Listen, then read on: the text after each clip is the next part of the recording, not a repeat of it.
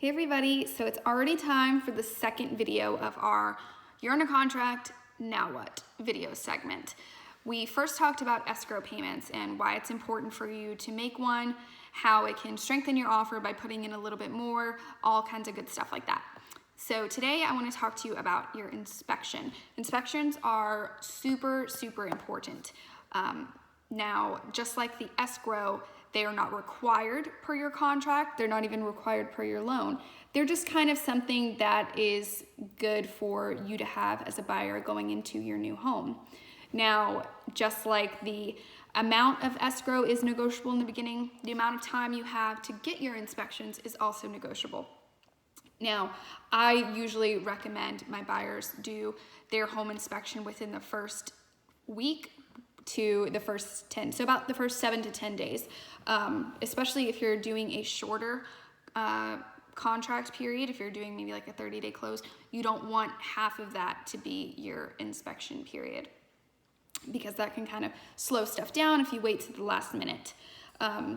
So yeah, you negotiate that part in the very beginning. So let's just say you have a 10-day inspection period. So from the day that you go under contract, that day starts your 10 days.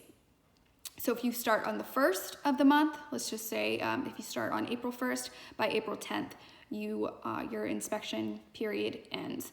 Now, these 10 days are pretty crucial with determining whether you are going to want to move forward in this new home.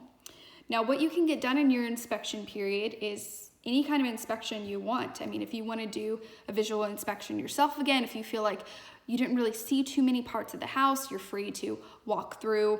A lot of buyers do a general inspection, which is really great to have. We have a bunch of different inspectors that we have used in the past, and we usually recommend one or two, depending on what area you are, because some inspectors specialize certain areas, but we have inspectors that we recommend that are super great. They don't charge an arm and a leg, but they're very thorough.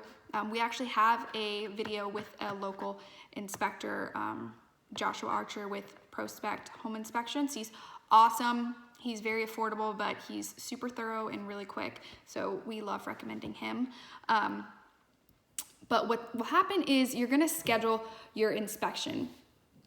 If the home is occupied, you're gonna communicate with me or whoever your realtor is, and we're going to make sure that the seller knows, because the seller is most likely gonna wanna leave. Now, inspections can take a few hours. Sometimes, depending on the size of the home, they can take anywhere really from 2 to 4 hours, because like I said, it is a very in-depth process. Some people, if you have a home that's on a septic or you have a well, some people get those inspected as well. Certain loan programs, such as a VA, will require you to get those things tested if you do have them. Other things that can come with your inspection are a wind mitigation report and a 4-point home inspection. Those are going to help with your homeowner's insurance. There's some things that buyers don't necessarily think about. They don't really want to spend the extra money on the home inspection, but it can really end up saving you money in the long run. I've had buyers do home inspections and the home pass with flying colors. It looks great. Everybody's so excited. Yay. But then I've had buyers do home inspections on a home that was recently renovated or is pretty new, and they find out, oh my goodness, there's termite damage, or there was a weird spot in the ceiling, or something's leaking. That is your period. Your inspection period is really designed for you to figure out that you're not getting into something you can't handle. You're not buying a home that's a major fixer-upper that you didn't know about. Some people that do buy a fixer-upper want an inspection just so they know personally for themselves what they're going to have to repair after closing.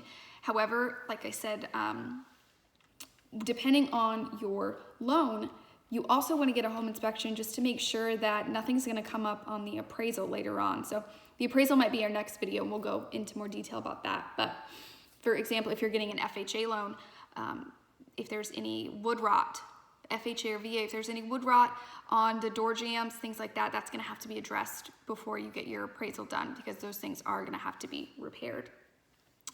As far as if anything comes up on the inspection, you have a couple of options to go through there.